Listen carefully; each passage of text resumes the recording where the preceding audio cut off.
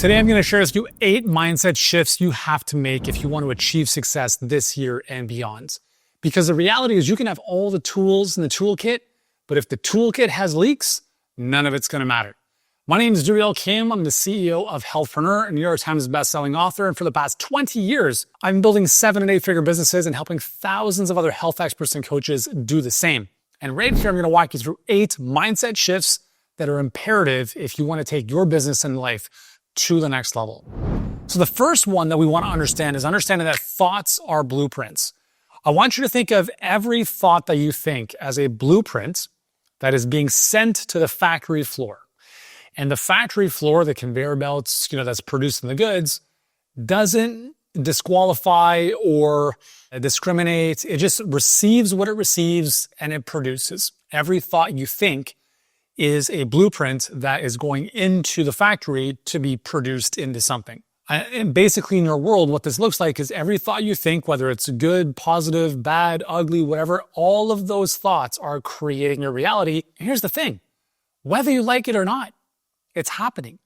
And so understanding that every single moment of the day, we are creating our reality. And the number one thing that we have control over is, number one, stepping back from these thoughts for a moment to observe what they are, and then understand that you have the control and power to change those thoughts, just like you can control and change the blueprints that are being sent to the factory floor.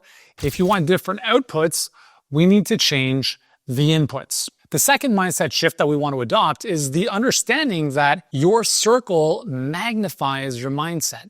So what I mean by this is the inputs that you give yourself, whether it's audios, videos, reading, television or lack thereof, the people you surround yourself with, the environment you live and work in, all of these are inputs. And if you want better outputs, we need to change and improve the inputs, right? If you want better fruits, we got to change the roots. So I'm going to give you 2 examples of this. Recently, I was at a coffee shop to do a little bit of work. After I grabbed my coffee, 15 minutes later, I left.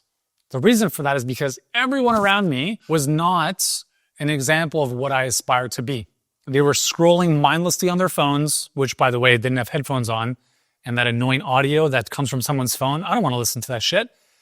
They're just mindlessly scrolling through TikTok, looking at other people's highlight reels. And listen, I'm not immune to energy. So I'm seeing all this, I'm taking all this stuff in. I'm like, I don't want to be around this. So I picked up and left. I came back to my house, in my office, and I'm like, I'm just going to work here. That would be an example of an environment that is not really magnifying the mindset that I want, which is one of focus, productivity, going after your dreams. So I'm going to go and spend my time in that environment to prove myself. The second example of this is many years ago, I was in a room with about 10, 12 other friends who were all doing very, very well in business. We put together a mastermind. And one of the guys in the room was relatively early in business. He had been in the health space for a long time, written books, did the TV circuit, the whole bit.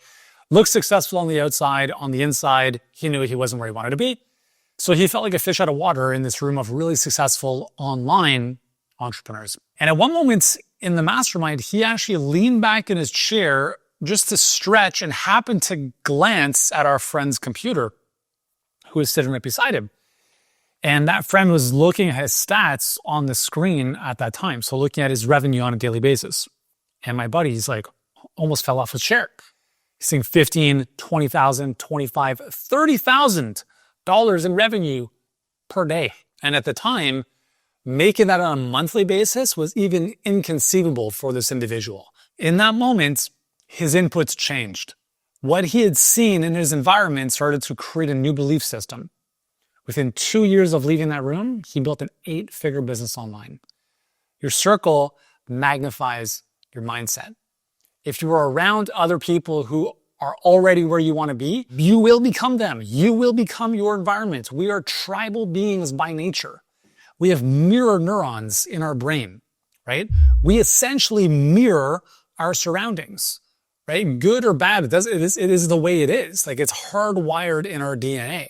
So the easiest way to achieve what you want in life is to get around other people who are already there. Because by default, you'll simply raise your game. The easiest way to become better in any sport is to play against people that are a little bit better than you. So that you're not, playing against people that are weaker and less capable and you're just beating everyone. You're not learning anything from that. So your circle magnifies your mindset. The third mindset shift that we want to adopt is understanding that we move toward what we think about. So as I talked about earlier, your thoughts are the blueprints for what you create in life. But we also have to understand that we have 100% control to a large extent, we have control over what we think about. And the reason that's so important is because your life right now, however it is, good, bad, or whatever, is largely of your doing. And I say that with all the love in the world. You are where you are right now because of the actions you've taken. Those actions are a result of various feelings and thoughts you have felt for years up until this point. And those thoughts and feelings arise from conditioned ways of being, whether they were chosen by you or implanted by other people early on in life, be it parents, school, etc. So you are right now the physical manifestation of everything you've been thinking of up until this point, the way you've shown up in the world. Now, step number one is to acknowledge that and just take ownership of that, okay? If you don't like where you are, it's nobody else's fault. And I'll give you an example of this. I had posted a video on Instagram about, it was a reaction video to a doctor celebrating Ozempic. And I was like, well, I don't really think this is something we want to celebrate. I think it's important. We should be developing skills and habits that lead to lasting change, as opposed to seeking out quick fixes. And then that post went crazy, and I got a shitstorm of negative comments from everyone who's on Ozempic.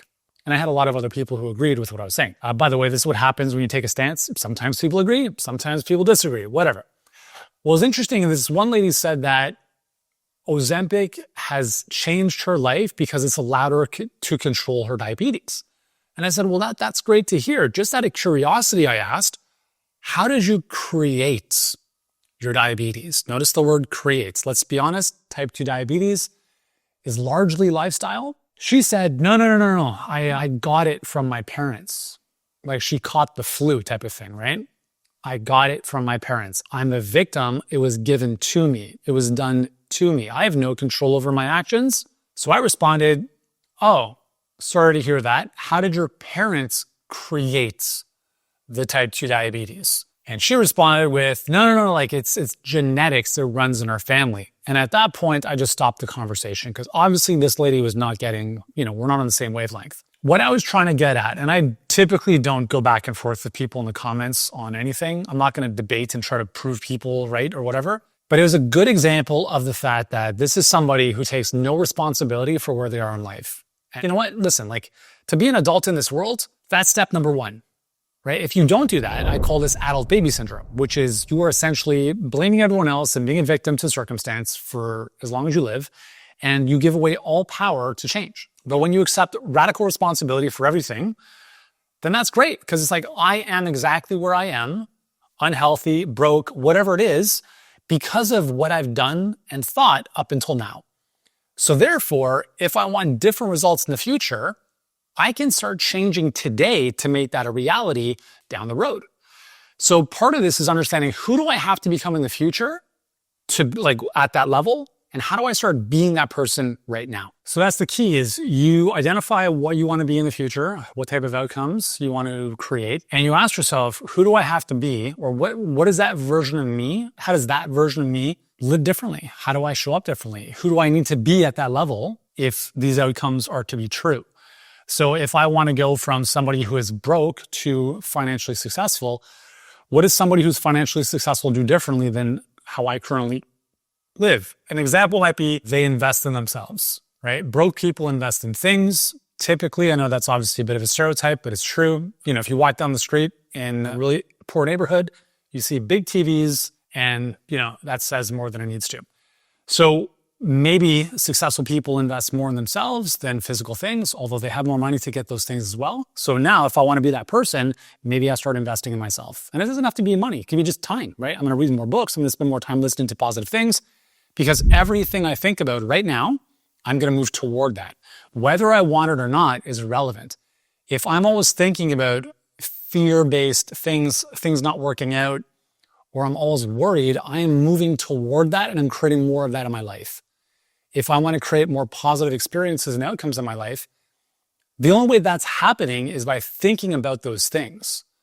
And so it's a really simple shift from shifting our focus from lack to abundance. And instead of thinking about the stuff you don't have, is thinking about the stuff that you want to have and to be, and then to get yourself into a place where you feel that you are that person because you will have those things as a result of being that person. Be, do, have. It's not have, do, be.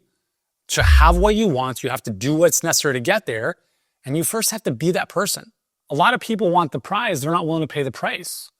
Someone wants to get in great shape, but they don't want to work out. Someone wants to lose weight, but they're not willing to change their diet. This is what I'm talking about. What we think about, we start moving towards because those thoughts create feelings, and those feelings lead to actions, and those actions ultimately lead to the outcomes that we see in our life. The fourth mindset shift that we want to adopt is the understanding that your philosophy shapes your life.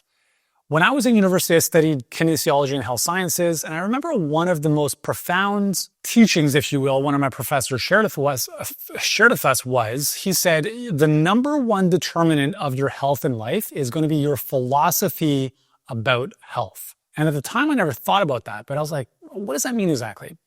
And so he started to explain it. And basically, like, our philosophy is kind of like, it's our worldview around a topic area.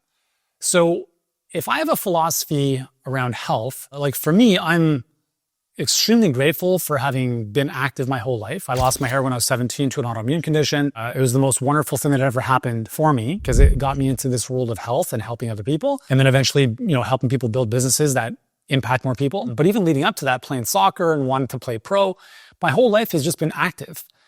And my philosophy about health is probably very different than a lot of other people. I'm not saying I'm better than anyone. It's just I have a different philosophy. I mean, for me, a good time is just moving my body all the time, all day long.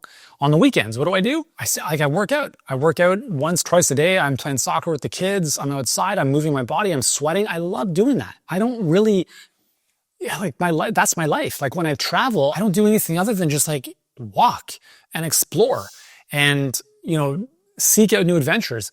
I don't need to go to fancy museums and all kinds of, for me, that's not the most important thing. I just love moving my body. That's, part of my philosophy around health. But the same thing happens with our philosophy about money and our philosophy around relationships. And so right now you have results in your life that are a byproduct of your philosophy around that thing. And I'll show you how this shows up. So a few years ago, I went for a drive out of the city with about 6 friends of mine. We all have supercars. So I went for a nice drive in the country. And we stopped in this small town to go to the bathroom. And we parked our cars on the side of the road, just hanging out, having a stretch. And this lady drives by in a broken down pickup truck. She rolls down her window. She doesn't know us. And she yells out, "You rich fucking pricks." And I was like, wow, well, there we go. So there's someone's worldview or philosophy around money. Rich people are terrible. Rich people do bad things. If that's your philosophy, guess what? You're going to be broke. You're going to live in a trailer by the river, in a broken down pickup truck, and whatever else comes with that. Now, again, I'm just, painting a bit of a stereotype there, but the reason people like that cannot create financial freedom is because they despise the very thing they say they want to become, right? Now, I'm not saying this lady wants to become financially free, but she will not even move in that direction if she thinks that rich people are pricks or are taking advantage of other people. So your philosophy around money, as an example, has a very, very big bearing on your ability to make money and keep it. Early on in my business career, actually before I started my business, I was an overworked, underpaid personal trainer. I was underpaid not because I didn't get what I deserved. I got exactly what I deserved. I got exactly what I believed was my threshold of what I was capable of having at the time. And part of that was because of my philosophy. At the time, and this is 25 years ago, I used to think that asking money from other people was bad. And it took me a very, very long time to get around that. To the point where I was like, hold on. I'm helping somebody transform their life. I'm just asking for an exchange of money in that process. That's it. But it took me a long time to get there. But again, I help a lot of health professionals build their businesses, and it's one of the biggest hangups is charging money for the transformation you create. And that's a philosophy that is in cahoots or in confrontation with this zeitgeist idea, which is if you're a health professional, health should be free. Health, you can't charge to improve someone's health. How dare you? That's bullshit. We know what free healthcare does. It does nothing. I live in Canada. It's a disaster, the healthcare system here. If you live in the UK, the NHS, it's also a disaster. Why I'm sharing this is because if we believe that, I'll just use health as an example, that it's bad to charge people to help them improve their health, and you are looking to build a business in the health space, you will struggle financially forever until you change that philosophy. And part of my shift in philosophy years ago was, I'm not making money at people's expense, right? I'm not making money at the expense of other people. I'm making money in the service of other people. The more people I serve, the more money I make. I want to have so much money, not for the sake of the dollar bills. I don't care about wads of cash. I want the money as a scorecard of the impact I'm making on this planet. Because if I look at my bank account and I see single digits, it's simply a reflection, a mirror looking at me in the face saying, Yuri, you're not as good as you think you are. You're not helping as many people as you think you do. And that's why I love looking at money as a scorecard, but I'm not in love with money. I just use it as an example of how much change am I creating in the world. But again, that comes back to the philosophy we have around any given topic. So I talked about philosophy about health and about wealth, but your philosophy around any aspect of your life that you want to improve is probably the thing you have to get clear on and unearth and really kind of come to grips with and possibly change if you want different results. Because again, we are the outcome of how we've been thinking and acting up until this point. The fifth mindset shift that we need to make is understanding that you cannot live a positive life with a negative mind. Period. Right? That would be like running east looking for the sunset.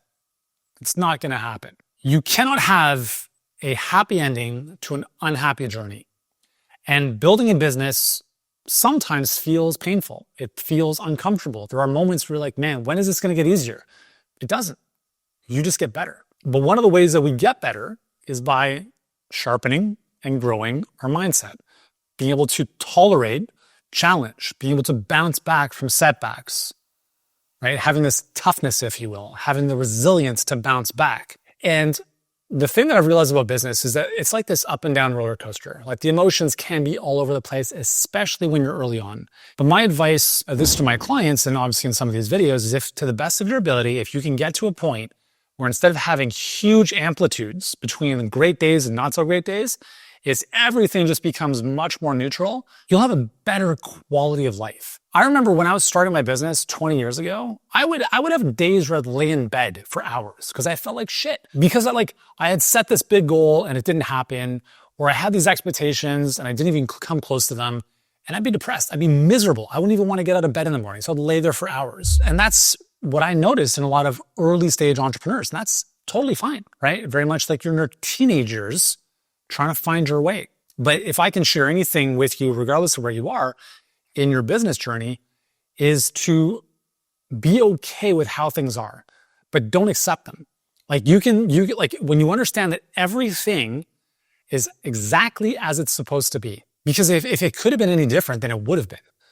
But it's not, right? Because if it could have been different, then it would have been. But it's not.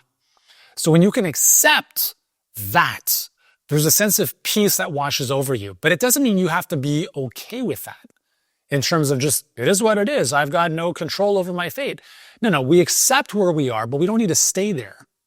And so it's always this balance of being satisfied and accepting what is, but not living there, because you can certainly create more, but not from a place of desperation or scarcity, but from an understanding of, I am where I am because I'm supposed to learn a lesson. Right? Life is constantly throwing us people and circumstances to remind us of where we're currently stuck. And we will not get unstuck until we learn the lesson. So if you've been repeating the same pattern over and over again, and your outcomes are the same every single month, every single year, then you're stuck in a loop. And you're stuck in that loop because you haven't learned the lesson. And so when I say you can't build a positive life with a negative mind, part of that might be you're in the position you're in based on your mindset, based on how you're viewing the situation, right? Maybe it's not a problem at all. Maybe it's just the meaning we've given to the situation that's making it feel like a problem. And so if you want to feel better on a day-by-day basis, and I'm not saying that it's not all kumbaya, like you're totally entitled to feel the way you feel. That's totally cool. But what I am trying to suggest is, even through the ups and downs of business, is getting to a point where you recognize that the meaning you give to anything is what matters most. Because if someone has a bad day and it's like the end of the world to them, and someone who's 10 years further in business is looking back on that and they're like, hey man, like tomorrow's gonna be okay. You're gonna be totally fine. It's gonna be all good. There's a perspective that allows this more experienced person to have a bit more grace in the journey instead of this volatile teenager all over the place. And so life experience teaches, right? Words can only warn. But if I can provide for you any kind of insight and wisdom from my 20 plus years in business, that would be one of them, is learn to be okay with the journey. Learn to flow with the ups and downs, because if you try to fight the current, it's going to be a very, very, very tiring swim to eventually where you want to go. The sixth mindset shift that we want to adopt is understanding that repetition builds belief. So in your mind, you have two minds, right? You have the winner and the whiner. Some people call it like higher self, lower self, subconscious, unconscious, whatever. I'll just call it the winner and the whiner. The winner is a very optimistic, positive, you can do it, we'll figure it out type of voice. And the whiner is the opposite. Oh my God, what if this doesn't work? What if I fail? What if I lose all my money? What if I blah, blah, blah, blah, blah, right? It's like doom and gloom, worst case scenario. We all have these two voices, but the difference between those who become very successful in life is that successful people give more attention to one of those voices, which is the winner. Because what happens is, remember, your brain, your mind, your nervous system doesn't discriminate between the messages it's given, right? You're giving it blueprints, the factory is like printing it off. It's not going to discriminate. It's like, cool, here's my order. I'm just going to create it, right? Like it's like a chef. Order comes through, make the food, here we go. Whatever you focus on, wherever you're repeating a belief, that is what's going to be reinforced. So if the belief is I'm not good enough, I'm not good enough, I'm not good enough, well, guess what you're going to believe to be true? I'm not good enough, period. Right? Because whatever is repeated over and over again starts to groove tracks in your nervous system. And all this is conditioning. It's all it is. It's a repetitive pattern. And if you start to recognize, here's the pattern, is it serving me? Yes, keep doing it. If it's not, then you have to consciously block it and stop it and start to reframe it. And so that might look like having a mantra, having affirmations, listening to audios that are constantly reaffirming. When I was earlier on in business, I used to create affirmation audios for myself.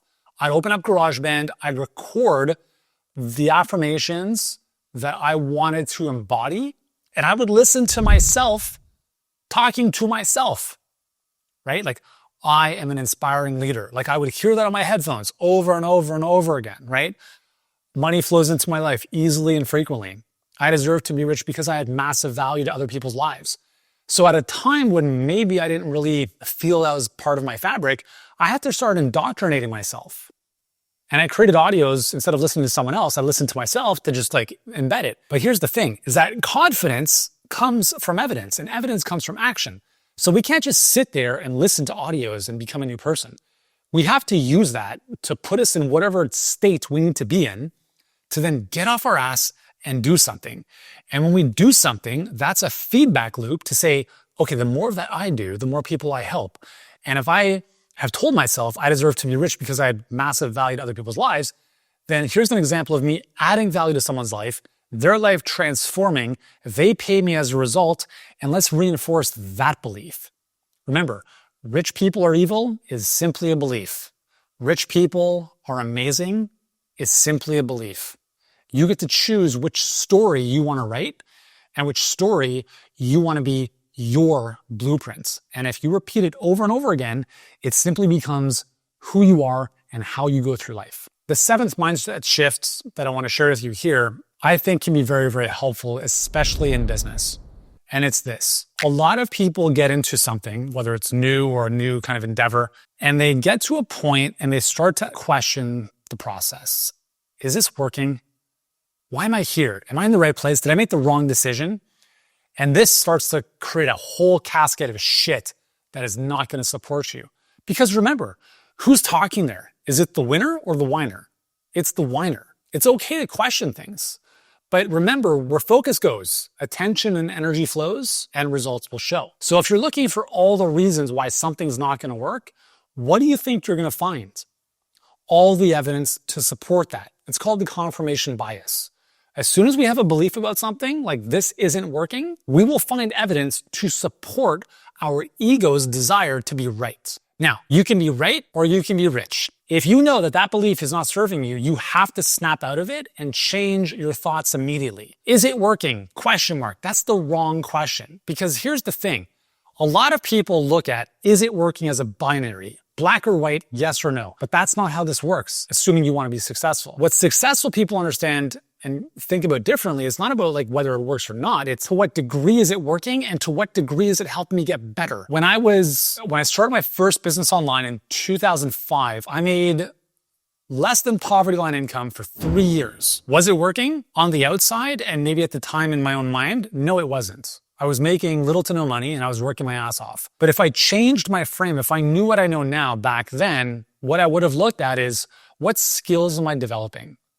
What insights am I learning? What mistakes have I made that I can learn from and get better as a result of? As opposed to, did this thing, didn't get outcome, I'm a failure, this sucks. And when you repeat that loop, you can't win.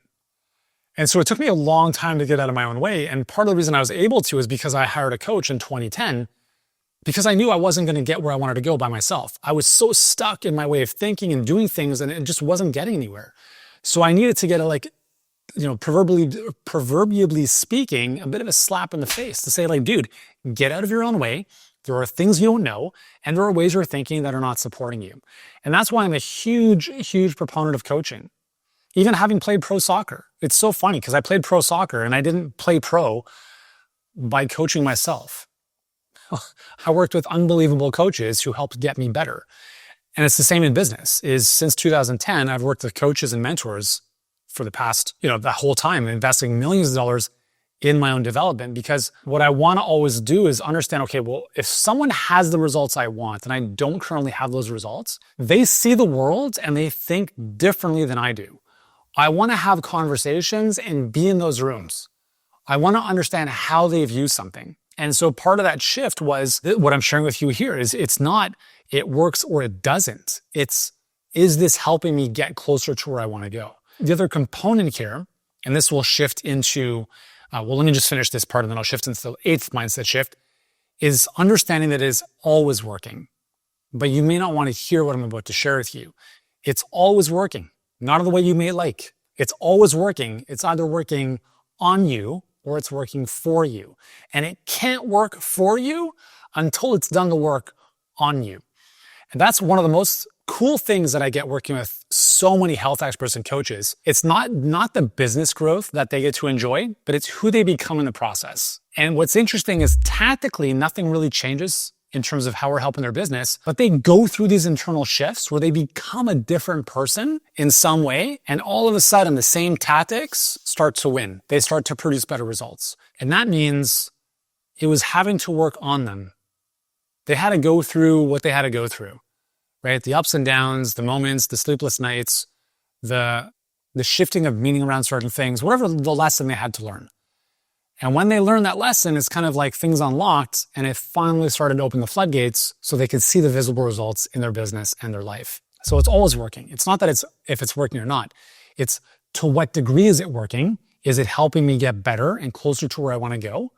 And understanding that it's always working. It's either working on me and it needs to work on me until the point where it starts to work for me. And the final mindset shift that I'm going to share with you here ties in with this, especially around business, is understanding that asking the question, what's the ROI on this, is a very limiting question. That question is very hard to answer because if you think about it, the real question or the answer to that is in what time frame. So I want to share this with you because I think one thing that holds a lot of entrepreneurs back is they look for this really immediate ROI.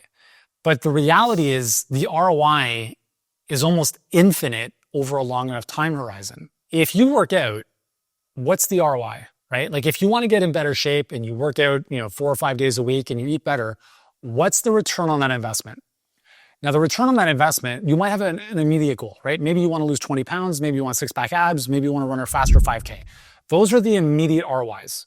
But those are not the most significant ones. And this is what I think holds a lot of entrepreneurs back, is they're looking for those immediate milestones as opposed to understanding that the real ROI is who you become in the process, and you become this unstoppable health machine in this endeavor of health. When it comes to business, I have never asked the question. There's two questions I've never asked when I've hired a mentor. What's the ROI? And is there a money back guarantee? When someone asks those questions, I understand where they're coming from, but it's also the two of the biggest reasons that holds them back. Because someone who needs a money back guarantee fundamentally doesn't believe that they have what it takes to win. So they're relying on someone else or something else to do it for them. And if that thing doesn't work, it's their fault, not their own. Big mistake, number one. And number two is they're asking about the ROI when the ROI is whatever you make it over the course of your life. That's just real talk. Right? Like on average, clients working with us in their first 12 months see a return on investment of 314%. Okay. So compare that to the stock market, which is about 9% historically year over the past 100 years. Okay. So 314% versus 9%. Is that going to happen for everyone? No. Maybe some people make more, some people make less, but I'm less concerned about that. And I'm more interested in what's the ROI 50 years down the road.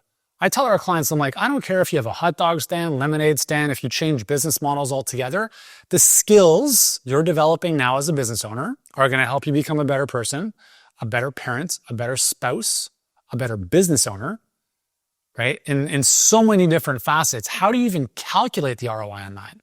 Like as one example, if you understand how to have a sales conversation, i.e. a coaching conversation, how do you put an ROI on being able to have that vernacular for the rest of your life with any human you ever interact with?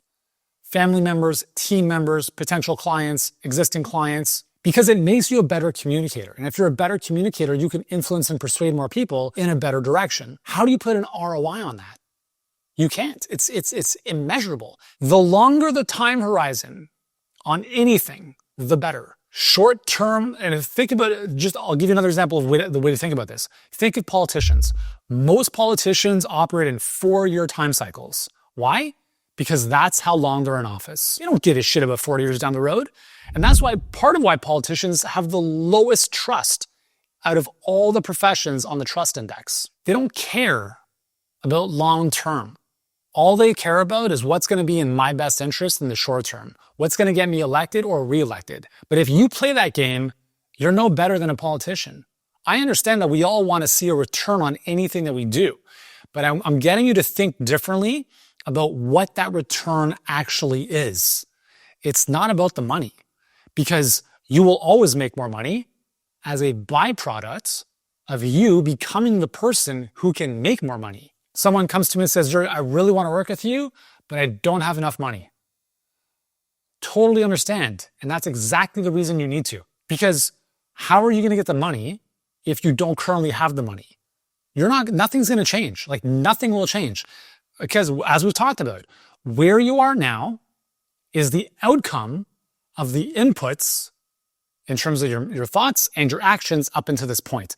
You think magically after a 5-minute conversation, that's going to change? No, it's going to be exactly the same. I understand you don't have the money to invest. I get that. Use a credit card. Take out a second line of like a credit line, whatever. That's what I do. Because the thing you have to understand is you don't change until you change. And you will not get the money because you don't have the skills to make the money. You have to invest to learn the skills. And then when you have those skills, you make the money to pay for the investment. This is how the world works. But everyone's looking for outcome before they start. Doesn't work like that. That's like me going to a trainer and saying, listen, man, I love the first session, but here's what I'm going to do. I'm going to get in shape first, and then I'll hire you in a couple months.